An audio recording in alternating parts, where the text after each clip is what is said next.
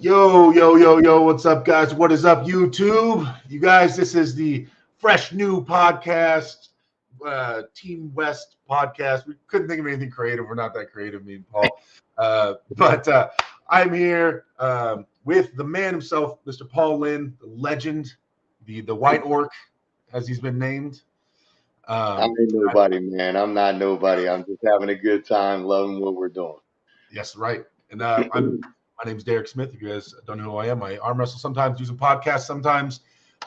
We are also normally we will be having Chance Shaw on here, but he just realized late that he had something he had to do. He double booked himself because it's a very Chance thing to do. But normally Chance Shaw will be here. But we have a special guest coming in that should be arriving shortly, hopefully, waiting for him to jump in the call, which I think will definitely fill Chance's shoes for the week for sure, 100%, not lacking at all. But yeah, we Chance losing his job before he starts, man. I know, Chance right? losing his job before he Exactly. starts. So, Paul, why did we start this podcast? People were asking. I think in the past we've done like Rob Bidget and Doug Ehrlich and I did something kind of similar. I think with East versus West, as far as like that, I mean that's the name of the promotion. And as we all know very well, sometimes it doesn't always go well for the West. So a little positive energy behind Team West, and a little bit more voices heard, and an opportunity to just keep everybody abreast on everything that's going on with the sport right now, especially at the larger promotions. Right. Yeah, I mean, maybe like we don't need any interpreters on this one. Just we can just keep it flowing freely. Yeah, absolutely, man. And like we'll cover some stuff here. We kind of have a pseudo agenda, so like some stuff we want to go over. Obviously, we have such a huge summer worth of arm wrestling coming up. But I'd love like envision this podcast moving forward to be just three or four of us at a time, Yep. just talking trash and seeing where it goes. All right, here we go. It looks like the man himself joined. I don't see his picture, but maybe it'll pop up here. Oh. Oh. Wi-Fi issues in Alabama. Got some Wi-Fi issues from Alabama. Oh, there he is. Yeah. See it? Roll Tide. Roll Tide. But yeah, today, guys, we're going to cover a bunch of different topics. We want to talk about East vs. West coming up on July 6th out in Istanbul. We're going to talk about the Challenger Series going on June 15th out in Florida. And then just a myriad of different things that are going on in the arm wrestling world as of late. Justin, what is up with your Well, guys, we kind of have the Bama Bull himself here. A little bit of technical difficulties. Looks like he's trying to connect, though. We're trying to get him in here.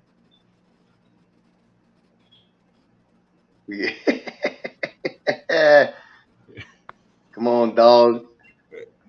Get that Wi-Fi booster, Bama.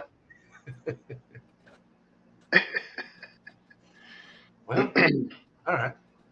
Yeah, but as Justin's connecting, definitely want to take this chance to remind you guys to look. The pay-per-views are coming. Make sure you guys are following that closely. East vs. West and all the deals that they're coming out with the VIP stuff and the different opportunities that are available to you out there. This will be on. We'll host this on the East vs. West channel, probably pretty exclusively for now. We don't have any other plans right now to move it, but we'll keep you guys updated if this podcast gets moved or something like that, or Aiden kicks us off the channel or something. We'll let you guys know. I don't know, man. Just direct connect that phone to the router or something, man. I don't know what to. Put that thing on cellular. Run your bill up, dog. He's coming back. He's coming back. We'll wait for him to come back. So, kind of get things rolling a little bit. We'll bring Justin in as he is able to reconnect. What do you want to get into first? You want to get into the Challenger Series first? You want to go on to East vs. West 13? Well, we got King of the Table coming up. King of the Table. Just some quick stuff there. I finished my last practice, so we are like on the doorstep of that thing. So that's coming up here June 1st. A ton of amazing matches. If you follow the podcast, they've been broken down to the nth degree. So definitely excited about that. Ready to pull Lachlan, and I'm ready to see some of those awesome matches we got on there, especially especially Morozov and Ivan. I think that's a cool match, and I think it's going to wind up being real. It's going to wind up being a screamer. I think it's going inside, and it could be a grinder. Oh well, yeah. Well, Morozov does have the capability of top rolling, but left-handed he's kind of versatile. He can do both. He But can. Yeah. Ivan gets his hook though, like nobody else. The Yeah. guy's so efficient. Mm. It's admirable. But yeah, make sure you guys tune in for that, and then we can get into some of the other stuff that we got coming up here too, because there's been some loose information put out about obviously we know East versus West 13 is coming on. We can take a look through that card. We got the Challenger Series coming up, which is huge, which is a real precursor and kind of like a trial run for the August event, which is 14. Right. So a lot riding on that Challenger Series and how that production quality goes. And leading us into 14. So super excited about this. A little nervous, my OCD comes into play. Like I'm rooting for. I hope everything goes perfect for the Challenger Series. I hope you guys kill it down there. I wish I could join you. Chance hit me up the other day. Said any chance you can make it down. I'm like, I don't know if there's probably no chance without me remaining. Like if I intend on remaining married, so I don't think I can do it. Only so much time you dedicate to traveling. Yeah, I got you. Yeah, the king of the table completely spaced, dude. You got a match right there. I'm all talking about the other ones. Yeah, you got a match coming up. How are you feeling? How are things? I'm good, man. I feel good. Like overall health is good. Sitting at about 228 right now. Hopefully I can maybe put a couple more pounds on during the taper phase and everything. It's going to be new uncharted territory for me going into a match of this caliber without having to cut weight, being able to kind of relax and fly and eat and do all this stuff. So I'm not going to know what to do with myself. I have not yet competed without having some form of a weight cut. Along with that travel. So I'm looking forward to that aspect. I feel good. No excuses. I think there's a lot of variables around the match. I've said it on other podcasts. A lot of it's going to have to do with, did I get stronger with gaining weight? Did Lachlan lose any power, making his slow cut to a walk around 232? There's a lot of things at play. But with knowing Lachlan, his professionality, I can't imagine. He does everything right. The guy is like a machine. Right. He's incredibly disciplined. He's incredibly focused, structured. So I expect nothing but his absolute best. But hopefully we put on a good show one way or another. Well, you'll feel fed. That should feel good going into a match, just feeling fed and just I don't ready know to go. what that feels like. I don't know. I don't know what it feels like to cut weight, man. I've never cut a pound in my life for an arm wrestling match. Yeah, if you don't got to do it, don't do it. Yeah. People ask me for advice sometimes too on like cutting weight. I'm like, I've written books. I've talked to some guys about it. I've never done it, but yeah, you can always send those guys my way. I get probably a message every other day about it. Oh, I bet, dude. You do big cuts, man. What was that one last East versus West I saw you at? You cut big for that one, didn't you? It's for the most part, it's usually pretty standard. I'm usually coming down from a walk around 220, 225 and making it 95. Now, obviously, every cut's a little different. There's always variables and stuff at play, and you don't always feel exactly the same. You try and replicate it exactly the same. Right. But I usually focus on, what do I recover back to? And, if I can bounce back to like a 223, 224, I'm usually in pretty good shape. So the Hermes and Dennis match got canceled. Yep. Right. And then that one was replaced with Camille and Vitali. I think so. Right. That's the recent talk. I listened to a bunch of podcasts last night, and that's what I'm looking at. And I think that's weird, man. That's a weird one because if you listen to Hangin and Devin talk about that match, I think Camille's such a wild card. He's a guy who's, I don't think, going to beat everybody anytime soon. There's Justin. There he is. Can you hear us? Can y'all hear me? Yeah. There you go. Right. I had to go download the app and it worked much better. Oh, you did? Yeah. You couldn't do it through Chrome? I could see myself, but I couldn't hear or see anybody else. Gotcha. Well, right. I mean, the Bama Bull himself joins us, all fully connected now. Look at that, all East versus West. They did it out. You got thank you for joining us, Justin. Thanks for hopping on here. Hopefully we can have you as a regular on the show. Anytime, bro. How are you doing? How's your training been going? Pretty good. I've been staying pretty active. It's been Yeah. a while since I've been this active, so What do you got What's your coming up? walk around weight right now? like 79, 80 kilos, 178 ish. Oh, You know, pretty light. Yeah. dang. What do you have, what's coming up next for you? What do you have work? What are you working on? Am I allowed to say anything? I Oh, don't secret know. stuff. Oh, gotcha. I, My I bad. My bad. mean, all I can say is I was catching up on podcasts the other Yeah. day, and Angin called a certain someone live and said on the podcast, "Hey, you guys want?" It was the Machishenko and Alexander Muratov that live, and he said, "I'm going to try and set a match on this live on this live feed." So I don't know if it's slipped in or not. I don't know if it's officially put out there yet or not. Dude, Engen always gets so excited. He always ruins the surprises, man. He can't keep that stuff in. He always lets it out. Well, I know No, both parties agreed, so that's as long as everything poten- else is good. potentially you might be flying overseas at some point and not too far long. I Or won't Is be that flying at all. is that for 13 or 14? 14. oh, Okay, okay, okay. I'll just Not go too to, far then. go a little further south. Gotcha. I That's like it. that's gonna be a fun show too, man. Ugh, so much stuff coming up, and it's hard to even So cover everything. so in that vein, Justin, how much of an impact do you think the role reversal of travel? How much of an impact will that have? I think it's certainly going to have impact on the guys who have never been here for sure. Flown that far. Because from what I've seen, they don't have to fly too far to any event over there. Um, it definitely makes an impact with me. I mean, even though I've done it so many times, especially if you got to cut weight, it's the time difference was always the biggest thing for me. When I went the first time, I tried to get on their schedule. It didn't really work.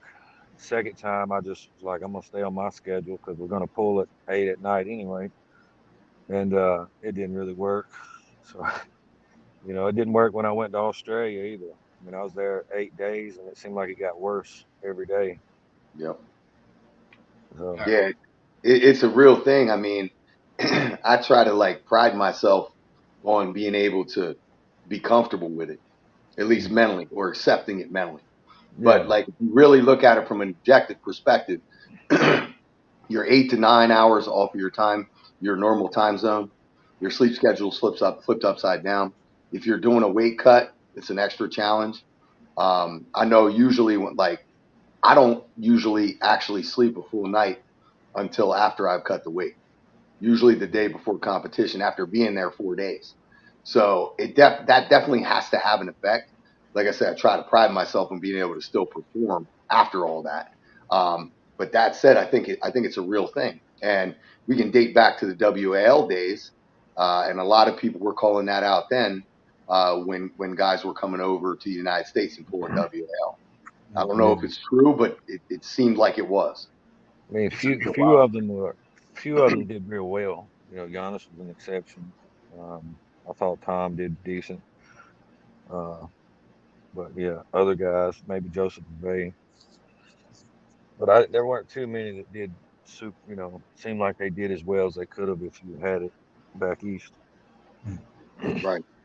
Yeah, dude, that travel. I remember my first time I went to Malaysia in 2015. Like my first time flying far for arm wrestling.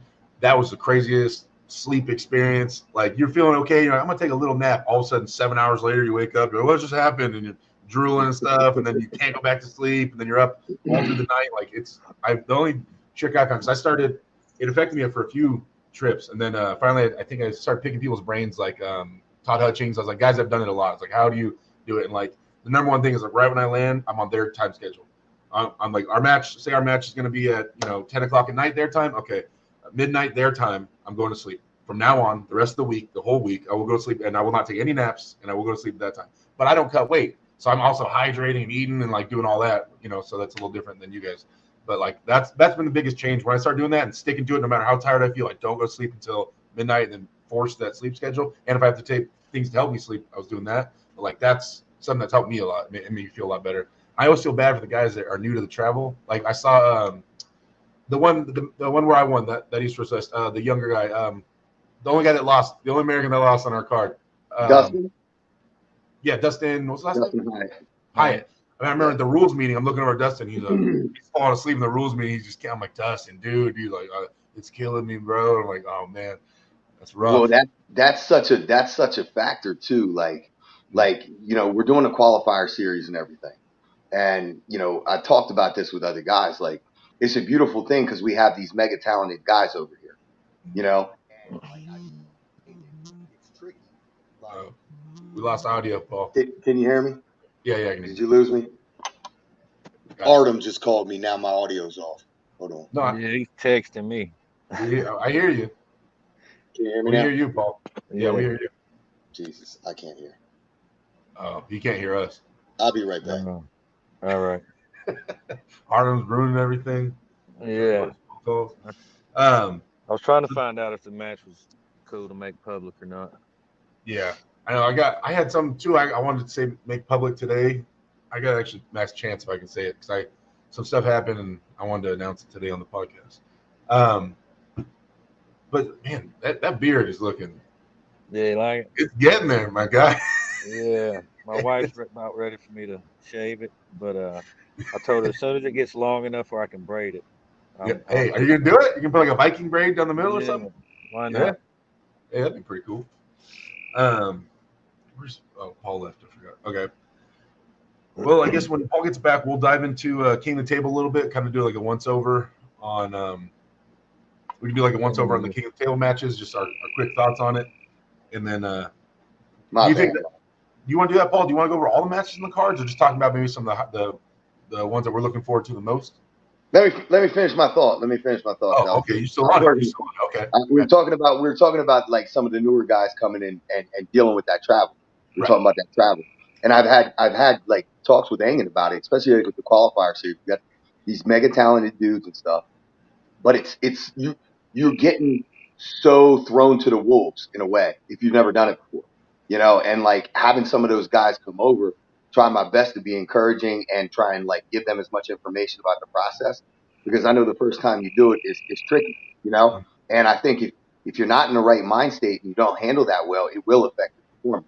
And I've like said that to Engen too, that like like some of these ladies and gentlemen that are coming over for the first time, like we got to give them a little bit of grace on their performance, depending on how that goes for them. Right. And the flip side of that coin, guys like Justin, who have already done that in there, like those are kind of the tried and true guys that already have that experience. So it's like a two-sided coin with that. I think it's tricky, and that's why I'm so excited about the idea of us being able to compete potentially, like if if things go well in August, I think we're going to see more of these things in the United States. Maybe it's not 50-50, but any additional ones per year is a huge bonus. I think. Right. Well, I mean, Engen, once again, let it slip. But I've been talking with Brian Shaw. A lot of guys know I helped host the Brian Shaw arm wrestling thing. And I was like, well, I wonder if I can bring those together. So this year, it's literally the Shaw Classic is a week after the East vs. West match. So it couldn't happen this year. But we might try to have some East vs. West affiliated matches, like two of them. But next year, we want to try to set up hopefully a full card, East vs. West card at the Shaw Classic. Will be the goal. That would be amazing. Yeah, there's already 15,000 people walking around there, like strongman fans, and then they'll get a bunch of arm wrestling fans there, and hopefully convert some of the strongman fans over to our process. So Justin, back back to your match. I know we don't know who it's with or whatever, but what weight class is it going to be? Is there a catch? Is there a weight? He said 77 kilos, so 172. 72. Oh, Okay. yeah. And what are you now? This morning I was like 174. Wow. So, I haven't been doing a lot of traditional training, so I usually do that to stay above like 85, 190. So Mhm. I kind of went back to my grassroots training where it's a whole lot of hand and wrist and a whole lot of arm wrestling. I've been practicing twice a week since about the 1st of February. I took that little break for the round robin and just got right back at it. Um, as long as you're pulling pretty smart, have a structured practice, it's not terrible. Right. Um, So but I don't, you're holding up well physically with it. No elbow problems, none. not really. It kind of hurts today because I've been doing a lot of demo. So, snatching sheetrock out and, Yeah. snatching stuff, you hyperextend it a little bit, make it sore. But no, I mean, my hand feels as good as it's felt in years.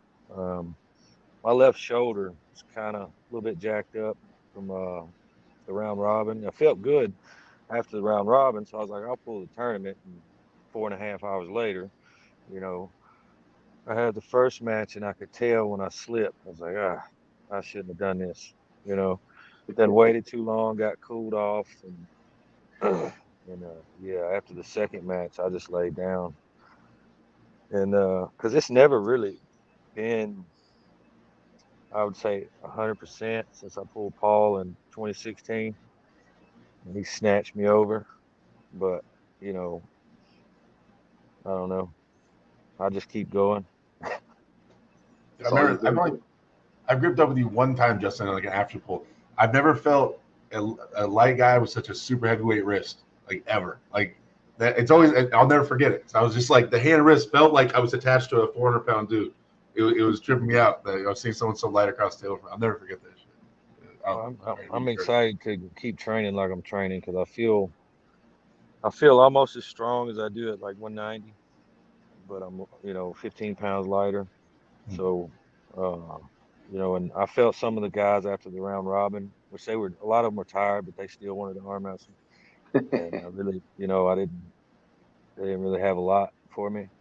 And, I got some guys coming up this weekend. Um, Artem's supposed to come, Terry Preston's coming, and a couple super heavies that don't ever come to our practice coming. So, uh, I took last week off of practice, so I'd be a little bit fresh because I won't lie to you, doing that two times a week. Guys will show up who you normally don't have a problem with, and all of a sudden they drag you across the table, and Yeah. mess with you mentally a little bit. And so, but I just did that round robin not too long ago, and I took about 2.5, 3 weeks off, which I was iffy about because it's a small window for me. I think in the years past I've overtrained in the gym and took too much time off of the table. Like I'd take like 4 or 5 weeks off, and then uh, I'd only take like 3 days out of the gym. And for that round robin, I only took about 2.5, 3 weeks off the table, and I took a full week off of the gym. And I didn't ever feel tired. I didn't feel really like I was getting blown up in the setup. So I think that's the ticket right now. Getting Well, back in, taking a break, getting back into it's always rough, man. Like getting everything working again and stuff and feeling good. But once it gets there, I feel like you catch back up quick because your body remembers how to do it, with all the muscle Yeah. memory and everything. So it comes back on pretty fast, in my experience. Um, the chat, I've been kind of keeping an eye on the chat, guys. There hasn't been too many questions for us. A lot of people trying to ask who your match is, but obviously, guys, we already said he can't really announce anything yet, so it's kind of pointless to talk about I that. I hadn't asked. I was just Yeah. assuming they would announce it first. I can ask real quick. Somebody in here asked if you guys think that Irakli can beat Prudnik. What do you guys think? that man, it depends on the weight. I think. Yeah. I think Yeah. Prudnik at 95, I might take Irakli. I think Prudnik at 105, I might take Prudnik. Um, Makes sense. but Yeah. we're talking about right hand, and I think Prudnik's right is still on the mend. I think he was banged up, so there's some variables around that. I think if they're both prime, and let's say it was a catch weight at 100, I man, it's hard to count Irakli out right now. But if there's somebody who at that weight can match his top roll, it's probably Prudnik. But I don't know. I'm not. That's so tough to pick right now. But I tell you, at this juncture, it's hard for me to bet against Iraq. Right. He's looking. He's still leveling up, man. How old is he? He's pretty young, right?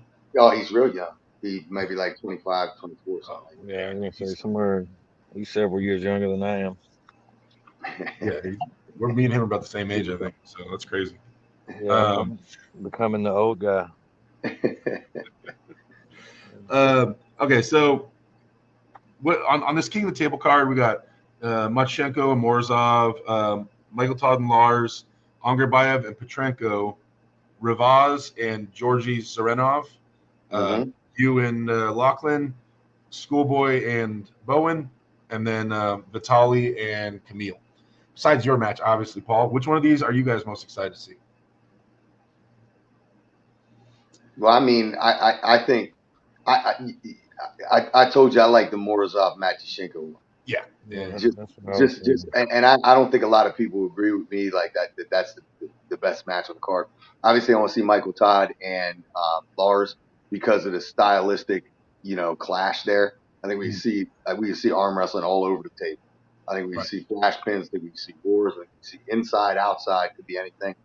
But I'm most interested now in the announcement of Camille and Vitali. Vitalik because and like Devin and Hagen broke it down real well, and I tend to believe I think Camille can beat one, two, maybe three of the top guys, the top five guys. Mm, But I don't know if Camille's style allows him to beat all of them. And the question is, like we're talking about, in order to beat Camille, you got to be able to grab him low, meet him in the middle. I don't know if Vitaly can do that, and his lever length against Camille goes from an advantage against everyone else into a disadvantage against Camille. right. So this is real interesting because I think a lot of people believe Vitaly is the best left hand, the number one dude in the world. Mm, He just doesn't have that title that Morozov has. So Morozov's the man, but there's a lot of people out there thinking that Vitaly is the rightful owner. The question is, if Vitaly somehow loses to Camille, what does that do to his chances of getting a match with Morozov? that's a good point. So That's a good point. like it's kind of a weird match, like because it's a replacement match. Like as a promoter, I don't know if I would have loved setting this match in this order. Right. So I think it's real interesting that it could throw everything off. It could really shake things up and make that next, title shot guy be it could be really weird. Yeah, I mean, because people want to see Jerry and Vitali forever, just because the contrast in styles. Like Vitali's gonna go up, Jerry's gonna go in. Like, what's gonna happen? Will Vitali get him outside his shoulder, or will Jerry bury that thing and Vitali can't move him? You know what I mean? That's always the question. And this is essentially, I mean, not the same thing, but kind of the same thing, right? It's just like a 100%. younger Jerry. You know what I mean? Like, Well, I don't know what to yeah, say. and like I think there's some people out there saying that Camille's press might be better than Jerry's, and not necessarily on the right arm, but like equivalently speaking on the left, Yeah. it might be as dominant, if not more dominant. And I think the thing that separates Camille is he's not a complete one trick pony. You Yeah. know, he can pull in a traditional hooks, not his favorite thing, but he can shoulder roll, he can flop, and he has a solid top roll. So you don't necessarily know what you're gonna get. And I think that Well, makes him even more dangerous. well, let me throw a little bit of shade at Camille right now because that knuckles up thing. He said I got some other moves planned. In that round one, he tried some other move. That thing went nowhere. Then he's Yeah, like, here comes the flop press. But he yeah. tried something to his credit. He tried something different. Osmanov is damn good, and people don't know it. So, He's a that monster. guy's a monster. So he probably got shut down and said, "Now back to the bread and butter." Yeah, exactly. Um, yeah, I think all things considered, I'm probably Machchenko and Morozov probably the match I'm most interested in as well. I mean, the other ones are interesting styles. I'm happy to see Rivaz back on the card and see him out competing again. I think he had so much potential. He was like right there with Vitali, even though I know it didn't go his way, but like everything was so close, and he was still supposed to be on the comeback essentially. He's gone for that many years, still kind of gaining, getting back into it. So I'm Yeah, excited to see Rivaz on the card, and yeah, Zarenov's an absolute unit. Zarenov is like that dude's jacked yeah. and strong as hell. So um, I think Justin, I think Rivaz will be too much for him. I think he's just yeah. too big and will be too much. But I mean, Zarenov might be able to pull that off for sure. The thing is when Zoranov stops a match, like things are like when he gets a stop, you're gonna Mhm. see a war. He's been so consistent with that. since he started. And he doesn't get a whole lot of credit. I think he deserves a little bit more. Justin, what do you like on the King of the Table card? What match you like? And when we going when are we going to see some lighter weight dudes on King of the Table? I don't know, bro. Have we even seen one other than like the Whisperer? Like, I don't know. No. I'm trying to work through my. Heracles had matches, right? Yeah, but that's 95, but those were all at 105. So I don't think, have we ever seen an 85? Well, to No. me, you are light, Paul. I don't know. That's to me, everybody's light out here. I don't know. That's fair. You can Everybody's jolly not a good giant, lines. you know. Yeah. No, we always, the lighter guys always get, the shorter end of the stick or whatever, unless they're very charismatic and can sell tickets, or already got a big following, but, I mean, I've never been to Dubai. Let's go. Right. Hey, it's great up there, man. You love it. No, I mean, from what I was seeing was the Barrage, the one we were just talking about, and then Artem. I don't want to butcher his last name. But Morzov? yeah, Morozov. There you go. Mm. To me, because I'm a big fan of that guy. He's so young already up here. If he can stay healthy, um, maybe not be as active as he was in the past. I think that was one of the issues. Mm. Because just like MMA, man, you got to have a space in between there, especially with the heavyweight dudes. Yeah. They're doing the same thing we're doing, except all their stuff's larger. So it takes more time to heal. So you can't pull that many a year, but he seems like he's getting back. Looks like a tank. You think it's going to end up in a hook? You think Ivan will set that hook, or you think Morzov will try to roll out? I think Morozov's definitely going to try to roll out. The question is, can he? But we know he can pull in a hook too. There's a big difference from shooting a top roll and getting sucked in and going in. So I think a lot of people underestimate how big Ivan Machchenko is. Like if you stand next to that dude, he's like 6'4", 6'5". He's a big dude. And there was a time where they were talking about me arm wrestling him left-handed, and like because that's me. That's the matches I get offered, and so I'm watching tape on him, and I'm like, just like what would be the key? And like he at some point, him and Vitali had a crazy war at some point where he kind of put the brakes on Vitali and everything. But he's so long and he shoots up to that corner of that pad, and like I know with my length, I can get to a hook. Now I can't always win in that hook, but I can pretty much get to a hook with most people. And so I understand the kind of the angles, and I think that is underestimated on him. You think he's just like cupping people in, but that length and him shooting across that table, like getting away from that is rough, real rough. Yeah, the guys who can go from go to here, at you and still be strong are the guys that that are much harder to top roll. It's not necessarily the guys with the best cut. Yeah, right. Well, that's what it takes, I think, to be able to hook at that highest level. Is you have to combine a little bit of like shoulder forward with your wrist flexion, because against these elite guys, the back pressure is such a dominant weapon that like you it is impossible against these elite guys to cup them down to you. So it makes it tricky. He's coming back in. I don't know what happened. I teleported. Yeah. I didn't even move. Real quick, who wins, Bone or Schoolboy? What do you guys think? Schoolboy. What do you? Schoolboy? I mean, after the Leonidas match shook everything up, right? Yeah. If he beats Leonidas, walks right through him, somehow he probably could have walked away with that match, and Bowen still could have been next. Like I think there was maybe chatter about that as being a follow-up match, no matter what. Like that might have already been talked about, or might have already been like word of mouth confirmed. But now, like prior to that, a lot of people would have probably seen Bowen as a more legitimate opponent. But now that Leonidas beat him, I personally don't think that knocks Schoolboy's like his stock down. I just think it boosts Leonidas. But the question is, yeah, you're right. You're right. And the reason if I was to knock the stock down, it would have been because I physically saw how big Schoolboy was. And when I seen this guy in the airport, and I was like, what? Like I Yeah. double, triple take. And then I walked up to him and said hi. Like I wasn't sure it was him. That's how big he was. And Mm. after seeing him and being around him, it's like not even the same dude I remember. So like I was like, Leonidas has no chance. And then after Leonidas beating him, like, yeah, he's the real deal. And I got to pull with Leonidas a little bit. I thought his left was definitely better than his right. But if he's focused on his right now, who knows what kind of gap he could have covered by then. Right.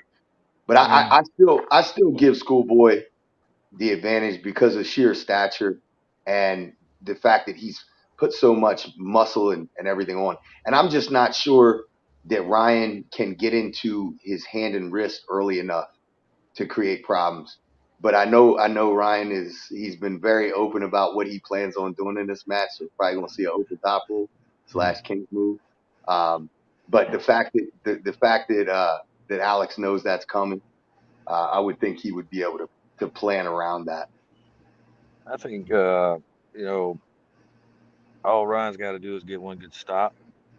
But I think the length and the top roll ability of Schoolboy, and him coming off a loss, there's nothing scarier than a man coming off a loss. You know, especially when you're supposed to win. You know, you go home questioning everything. But and to Leonidas's credit, I thought he pulled much smarter than most people at at his level. He didn't make any adjustments that I could tell, but he was strong enough to hang in there.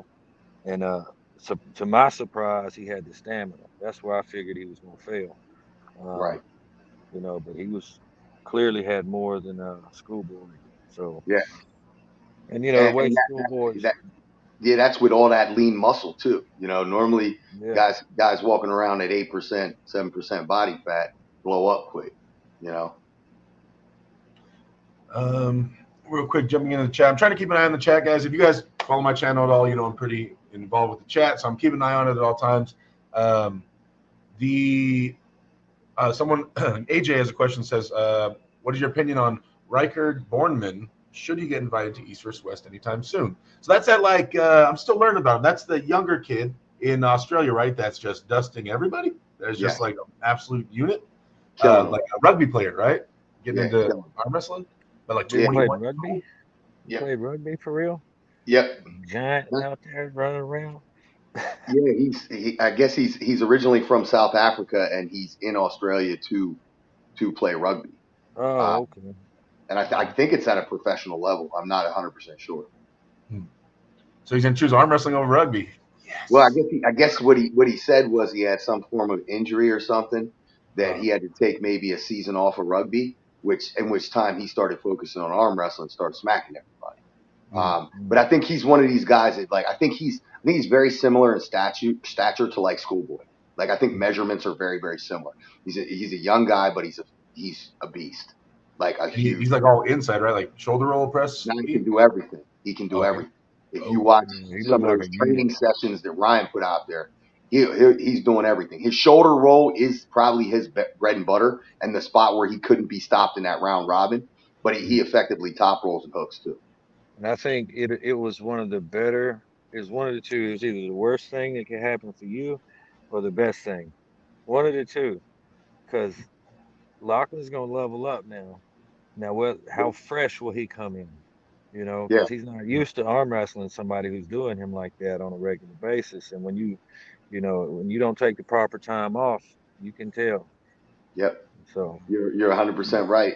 And I run that through my head already a couple times. Like is it I don't want to arm wrestle a damaged version of him either, and I don't think he is based I off wouldn't of. care.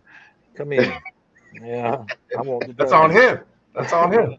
Yeah, I think like you said though, you as far as training wise, Justin, like if your local group or whoever you normally practice with, if you have to wait till 2 hours into practice before people are redlining you, you're Yeah, not getting that true. You're not redlining when you're fresh, yeah. and And when letting you you have blow up guys quick. where you can go and travel to guys that can redline you fresh, that's the stuff that makes you stronger and better. I might need to Yeah. pull this Riker guy at some point. Yeah, but so what you Justin, answer this, right? Because I thought about this because Rijkaard Borman has been like a hot topic lately, and did a podcast and he was on it, and I almost like chimed in about it with my own thoughts. So this is a guy who's been arm wrestling for like maybe under 2 years. He's young. He's incredibly gifted. He's arm wrestling on a continent where there's not a lot of opportunity to arm wrestle and get experience. He's had a couple super matches. I think he's pulled a couple tournaments. Now he had to round robin. That's about the extent, I believe, of his experience level.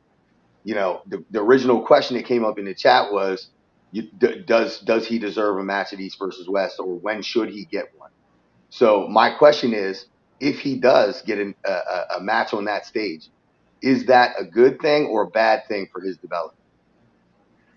I mean, it really all depends on who they're given, because the experience itself is not going to be a bad thing. It's going to, this is how you become, used to doing these things and become a veteran. You got to do, I mean, is he deserving? I don't think so, but that ain't really up to me. If he's marketable, and this is a business at the end of the day. So, you know, yeah, obviously I'm gonna say that I'm a lighter guy. So, but it depends on who they give him. If they give him somebody that's, it's hard to tell, like you said, because he's coming off of, somewhere where there's not a whole lot of elite guys, you know. But we see what he's doing with Lachlan. We've seen what Lachlan can do in the past. If they give him, they give him they give him somebody that's strong, I think, he'll do well. But if they give him somebody who's strong and has a high table IQ, I think they walk the dog on him. But, you never know. I beat the best in the world at the time in my third year, but what ended up getting me beat was my inexperience, so he's probably strong enough. His arm's still, real fresh, probably very, very few aches and pains and all that other stuff. So so so from my experience, what I enjoyed the most about arm wrestling early on was that the kind of that climb and that no pressure, like let's go enjoy tournaments, just go Hmm. pull every weight class, pull every week, practice on Wednesday, compete on Saturday, don't care. You know what I mean? I had a lot of fun doing that. And like when guys are so good or so talented, I personally worry not that they're kind of getting cheated out of that overall experience. Now, that said, if I was in that position and somebody offered me, a high level match or a contract or something like that, I would have been super thankful, and I 100% would have jumped at it. But like in hindsight, I wouldn't have traded that experience for the world, that climb, because that was to me when it was most fun. So like I think about that a lot of times, like kind of apply it to school board, you know, like we're talking about a guy who was competing at WAP and the juniors and stuff. He goes viral, and all of a sudden now every single thing he does or every time he arm wrestles on a practice table or anything is so heavily scrutinized to the point where he can't. I don't know how that guy's supposed to be able to focus on getting better because everybody's either thinking he's at a higher level than he is, or they're wanting to prove that he's not at the level that he is at. So like all that scrutiny, I think like that in Rijkaard's situation, I think that he potentially is that good, and I think he might be able to step on the stage. And then we also, when you talk about like the hype for deserving and stuff, when a guy comes out of nowhere like that and does what he did at that round robin, like the internet picks up, and that's where a lot of the matches come from. I'd love to see him pull. I'd love to see him pull, but like again, I feel for the Australians in general and some of the European countries because they just don't have that many opportunities to compete. So I guess if I'm putting myself in his shoes, I would love to get a match, and I think he probably will get something really big, really really soon. And I'm interested to see how he does. I actually think he's gonna do really well. I mean, the fact that he's taking on and beating like the best guys in their country. I mean, we want the best guys from each country, like representing, at East versus West. I mean, so that in and of itself kind of puts him on the level, in my opinion. Maybe he hasn't paid his dues and done all this stuff that especially we have to do in North America. But like, he's the man. If he's the man, they want the man on the stage. You know what I mean? Like, if that's who he is. So in that respect, I mean, I think he deserves it for that. Well, and we can't really even talk about paying dues anymore. Like I think a lot of times arm wrestlers like will throw shade on these matches, right? Like oh the Whisperer and Auden. You heard a lot of people throwing shade on that. People throwing shade on Leonidas. And now look what Leonidas did. You know, like the reality of it is at the end of the day, especially at the highest promotions, is about pay-per-view sales. So like if you can bring something of added value or new eyes to the sport, you don't really need to pay your dues. If you can bring a couple thousand more pay-per-view subscriptions in and new guys who've never done it, like we can't be mad and throw shade about a guy getting some, haven't quote unquote hasn't paid their dues or get the shot that we don't think is warranted.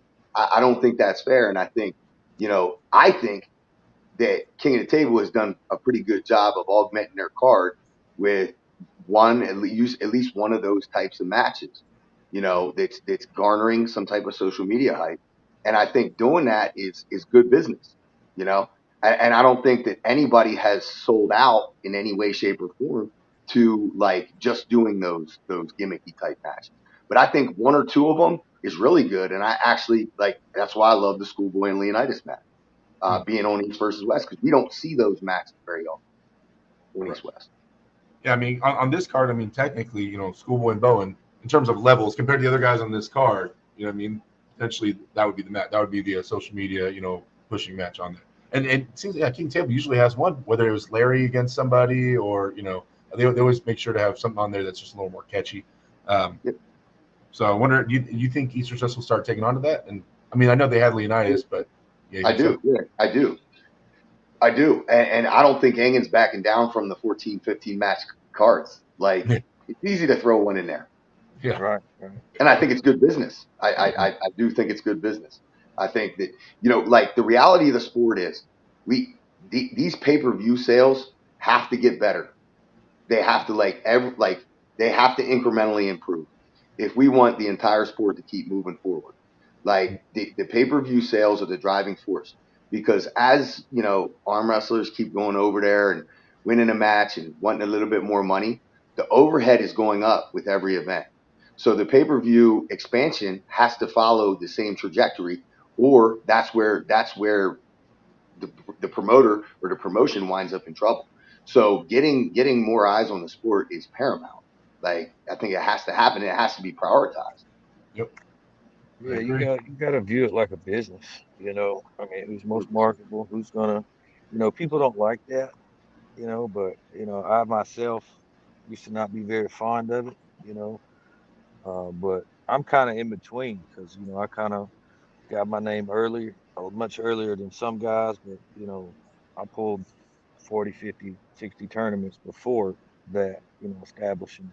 We used to go at least once a month to a tournament around the South. Back then, everybody was having tournaments. So, but yeah, I mean, I'm with whatever's going to grow the sport more. I'm not so far as to like that whole Beer Man and Uncle John match type. You know what I mean?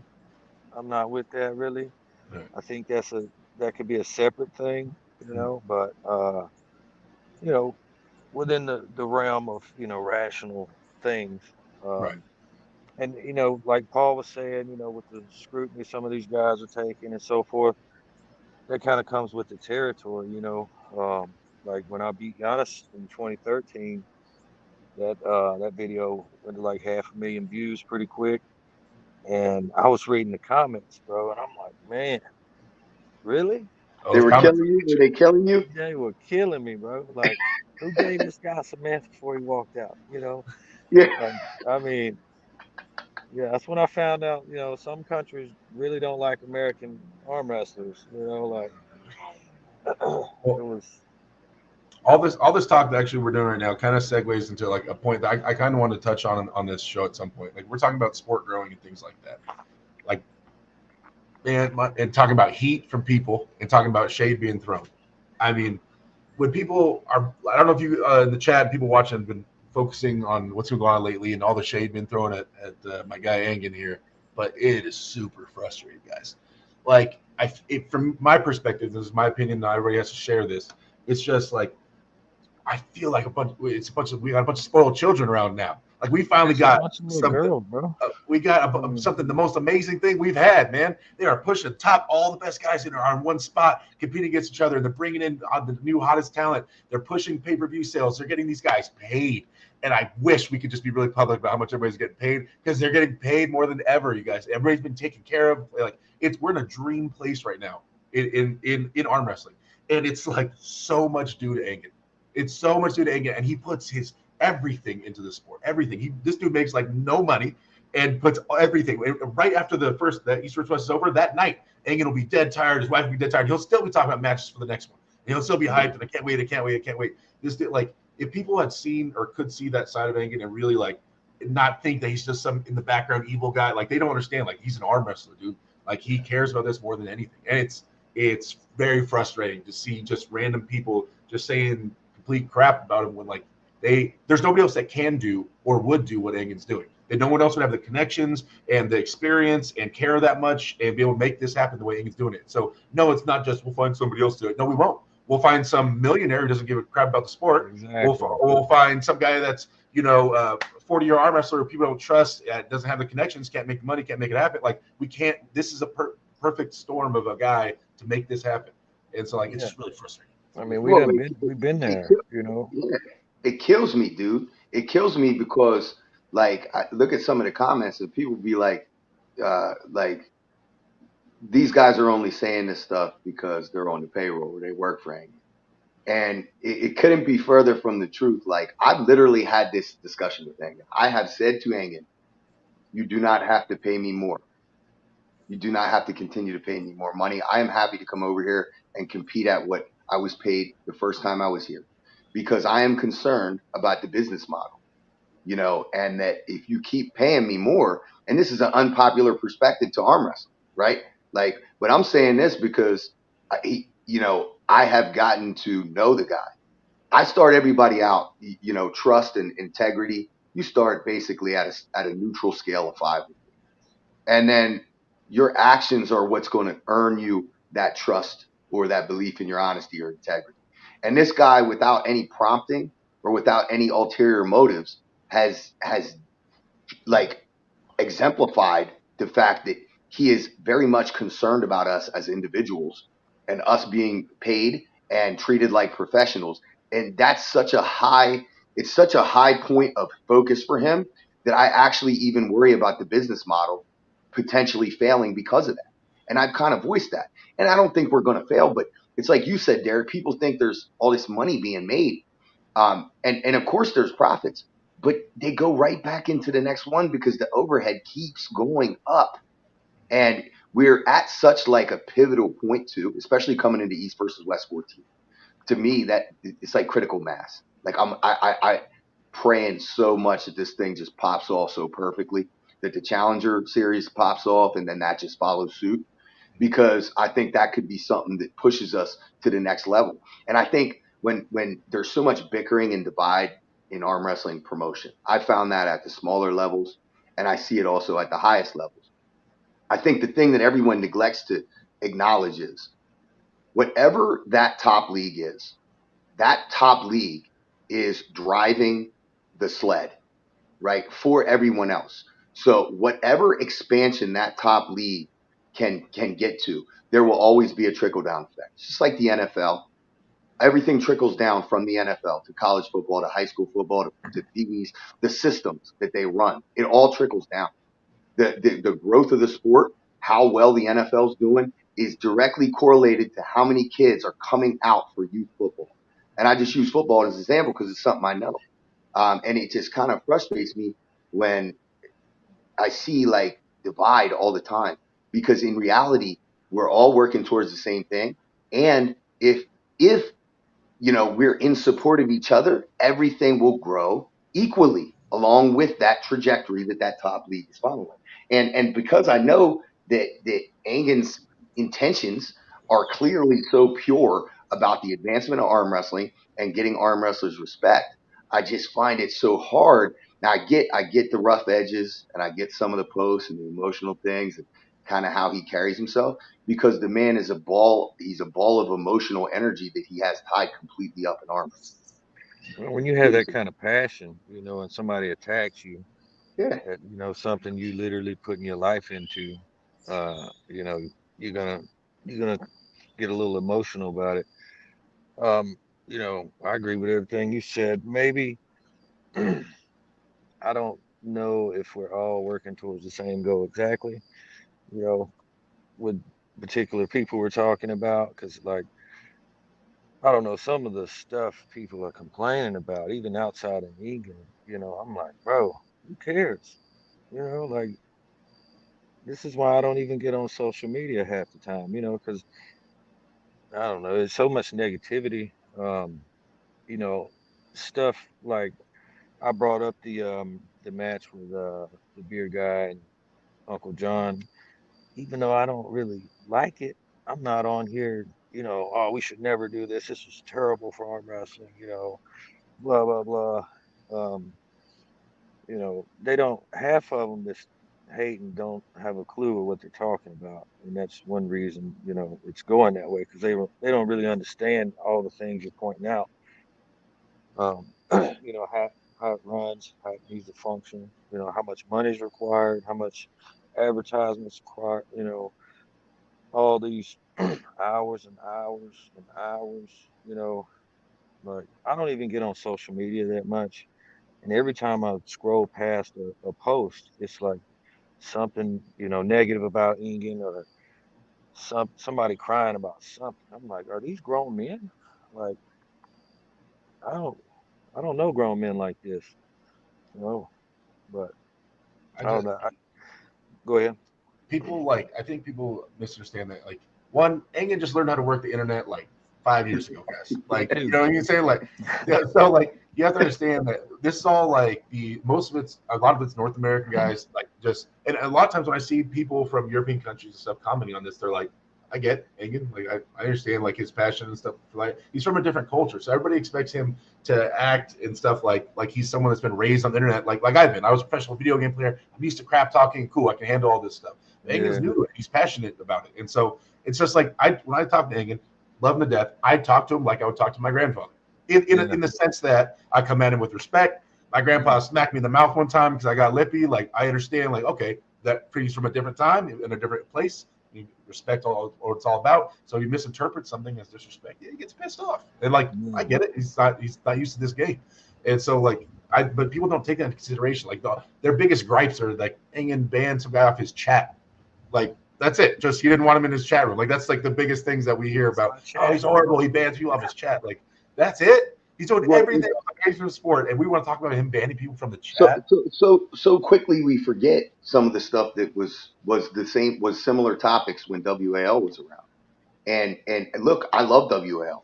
Like I hope WL comes back. I hope Kaplan comes back with a vengeance. He brings a different aspect of business acumen and stuff, and it's awesome. But Kaplan was not an arm wrestler, right? So because of that, he's a businessman. So guess what? East first or whatever it was, the 2017 WAL finals, they lost the sponsor, so it didn't happen. He said, "Oh, by the way, all the money's gone. We're canceling it." And it was only like a month ahead of it, and people were outraged by it.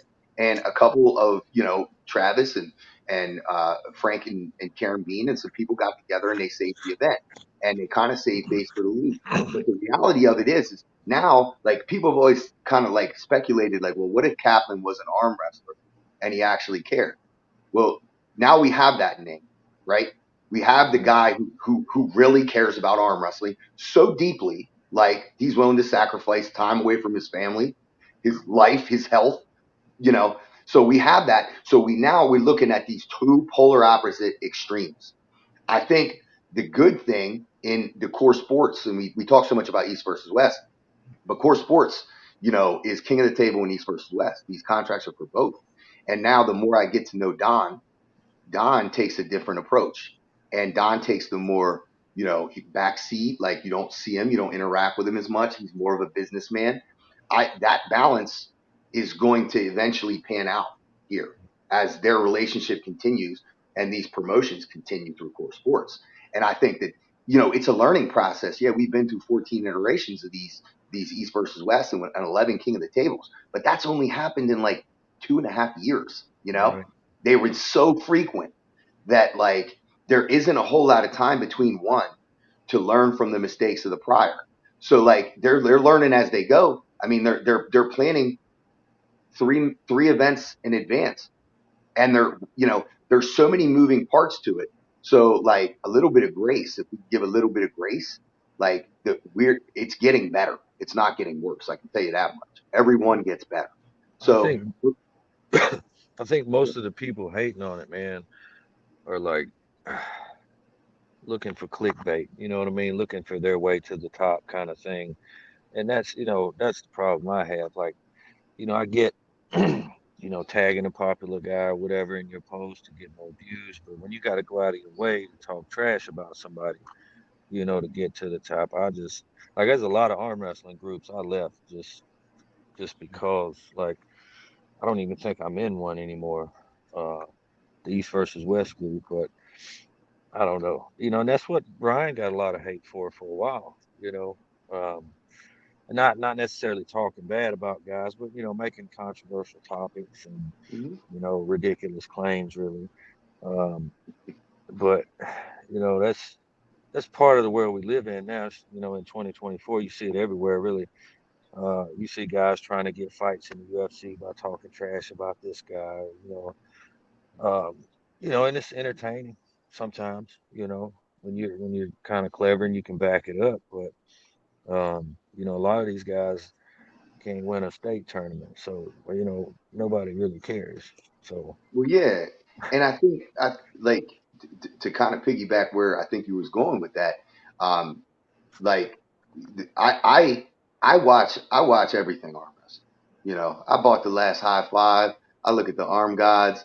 I don't have a problem with the Beer Man match at all. I mean, personally, I have a little soft spot for that entertainment level stuff. I do agree it's a separate thing, or maybe it's a one match a card thing, or maybe it's its own promotion. I think there's a time and a place for everything. yeah, And just because somebody doesn't like it, it's fine. That's fine too. Like, but the reality of it is, like, competition, if done in a healthy way, will grow everybody and make everybody better. Like, healthy competition versus unhealthy competition are two separate things. Like, if your road to advancement is to step on as many people's heads as you can along the way to get above them, that that's number one. You're focusing then on that rather than bettering yourself, and that may have a negative impact on whoever's head you step on. But if you are competing against each other, you know, with like an overall goal of elevating yourself or elevating together, like it's kind of like I've used the football analogy. I want my inside linebackers. I want them training at the same rack together. All of them. The two starters and whoever's competing with them for a spot. And I want to micromanage that and make sure that those guys are competing in a healthy way because they're all going to get better. When one makes a gain, that's going to give them that subconscious motivation. And then once that camp rolls around, we're all wearing the same color jersey and we're going to see somebody else, you know? And if it's done that way, you get better as a team. But if one of those guys is seeking to sabotage or, wearing a just different negative jersey. energy, hoping for you to fail or trying to do whatever he can underhanded to get ahead of you, then that keeps both people down and it creates a level of toxicity. And I think these things sometimes these situations happen organically. You can't stop them. It's human nature, right? But the reality of it is we're in such a niche sport, and we're at such a critical impasse. I believe that like if we were to look at it like yeah, these leagues and promotions out there maybe they are competing, but as that production value gets better, then so will East versus West and vice versa. And that we're all learning because we're hitting that point now where we've never seen so many high level promotions and so many highly produced promotions ever. I think it's freaking great. Like it couldn't be any better. Like there shouldn't be any animosity amongst people. And the reality is our fan base is so finite as well that most of us, me being a fan myself, I look at everything, If there's an arm wrestling event, I want to know what happens, at least so I can think about it. And I want to understand the entire field as much as I can. and I really don't care what promotion puts it out. And there's a ton of great promotions. And it's like I don't think none of us in here are knocking other promotions, saying they're horrible or not worth going to at all. Like I'm constantly on my channel talking about all the different promotions and how awesome their shows are. I get them all. I buy them all. I watch all of them. Talk about all of them. They're great matches. Yep. It's just I think that should go without saying. I think no one should be trying to tear down any of the other promotions, and the ones that are still popping up and growing. There's still Sure. more in the future. I'm hearing about more and more promotions popping up. Ian Carnegie has the Mac coming up. Like there's a lot of stuff still coming up. So I think it's super exciting time for us, and I'm really excited about seeing where things go. Let's talk about the Challenger Series quick. Speaking of new promotions popping up. I got the list right here. Oh wait, where? Oh my gosh. She had sent it to me. So the Challenger Series is going to be June 15th. You guys in Orlando, Florida. These are going to be a series of matches, kind of geared towards getting people maybe shots of East or West, or getting guys that are kind of unknown some matches so they can kind of move forward. Chance Shaw set this up in working with Egan, and I got them all right here. Now, some of these names I haven't heard of. Some are just Chance's boys. No, they're awesome arm wrestlers from Florida. First one we got, and Chance did send me the last names of some of these guys. Ahmed versus Dane Sellers, right? Oh, that's supposed to be left-handed. Actually, he corrected that. So Dane Sellers is a beast. I got to meet that guy. Plus, he's cool. He's a guy who brings a lot of energy. He's gonna be interesting. Oh, and they said because Ahmed has 2 matches. I guess he's French. He's like the top guy from France or something.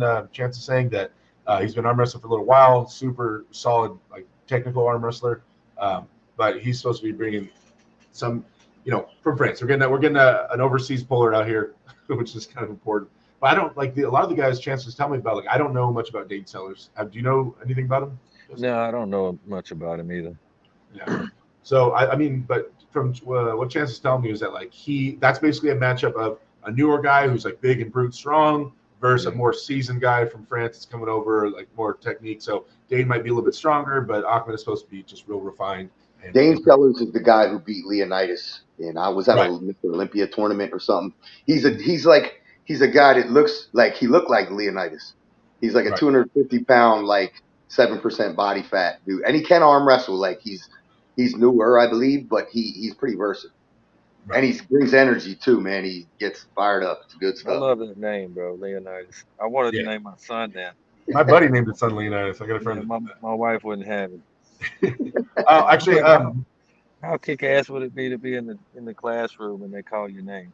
Yeah. Well, I believe you can I think giving a good name is like empowering a kid from birth too. Like if you slap the name Leonidas on a dude, he's not allowed to be soft. No, you can't be. No way. Like listen, I'm gonna call you Leo from now on. You're either Leonidas or Leo. Yeah, the names they give these little boys now, like Hayden, Graydon. Like, this dude's gonna be a grown man one day, Moderators, can you guys please plug the challengerseries.com in the chat? You guys, I think Chance is still running that special for $9.99 early bird special to order the pay-per-view, and it's going to be doubling in price. And the in-person tickets are $24, and they might be doubling in price by the time you get to the event. So if you guys want to get your tickets early or pay-per-view early, then check out that site and buy the pay-per-view. He's got a VIP option. I saw some people really questioning the VIP option, and I thought that was interesting. Like whatever someone chooses to charge VIP for VIP is okay because that's their decision on what they're risking on how many people is going to purchase it. It doesn't matter. I mean, I saw the list of things that come along with that VIP, but let's be serious. When somebody goes to a nightclub and they get VIP, and I've been to Vegas, I've been to places, I've spent $5,000 on a cabana at a pool party like that. No, it was a group of us. Don't worry, we split it. But I'm saying I know what those things cost, and the people who are willing to spend those money that money in those situations, that's for them. You know what I mean? And again, it's one of those things where like maybe it works out with that price tag and maybe it doesn't. But I think it's awesome. I know what the guys that come over to Turkey and what they get for that VIP experience. And I think, when you look at everything that they're involved in, and the amount of time that I've spent individually with VIPs, like, is amazing. And there, a lot of them wind up being the people I hang out with the most when I go over there. So I Right. think there's, it's either for you or it's not. But I think it'll be interesting. I think this is a real cool beta test to see how 14 is going to do. Yeah. Yeah. Because I mean, the VIP thing gets you guaranteed after pulling, and like Yeah, I don't after pull. But Chance like, all right, you have to after pull with the VIP guys. All right, yeah, hey, there you go. At least in for me, I can't speak for the other arm wrestlers. I'm only gonna have to pull with VIP guys, and I'm out probably. So like, if you want to arm wrestle with me, pretty much you have to be a VIP guy. Because I'm tired of me commentating the whole time. I want to go. Like after we're done, I want to head out. I'm not trying to oh, I hang out. know. Yeah. So, but I mean, I'll grip up with the VIPs though. Carl Stanley, Shane Owens, right-handed. Ooh, and Shane Owens is a bad dude. I know. I'm a big fan of Shane, but he cut a lot of weight. He cut a lot of weight recently. I like Carl, man. I want to see Carl. I want to see Carl do well. Shane seems like a good guy too. I know he might be the favorite coming into that, but I like to see Carl on that stage.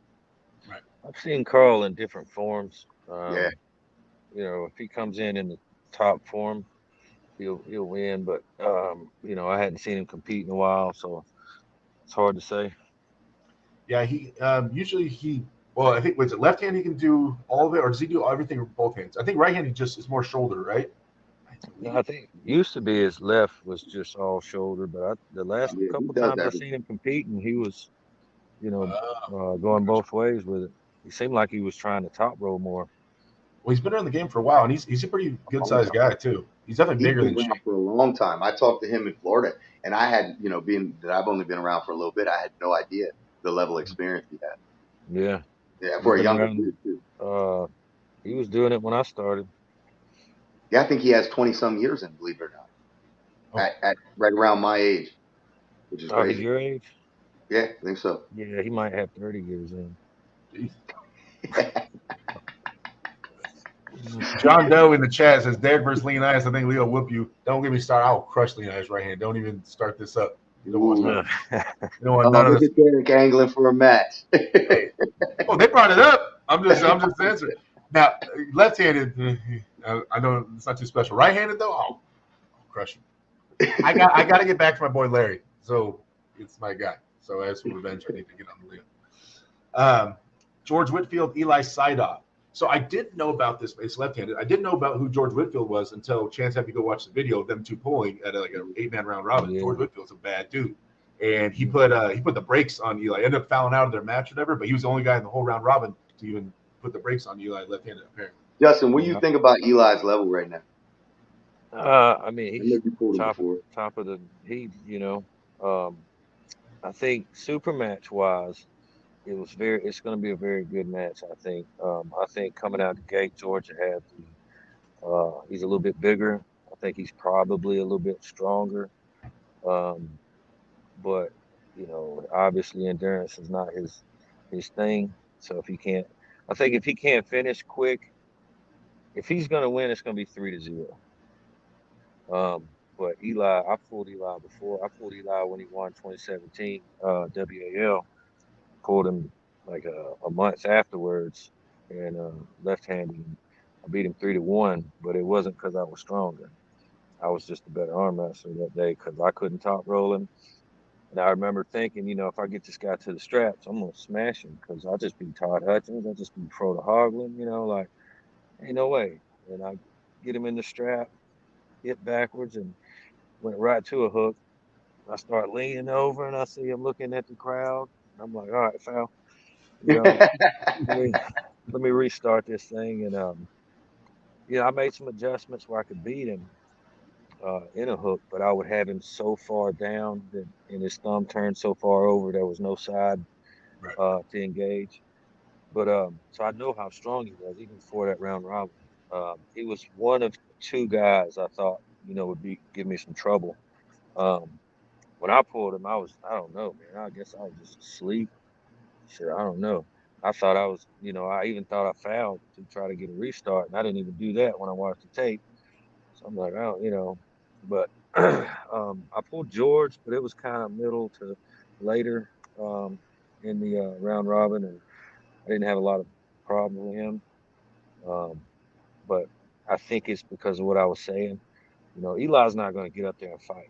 He's not going to let you read him. This is why I'm a lean Eli.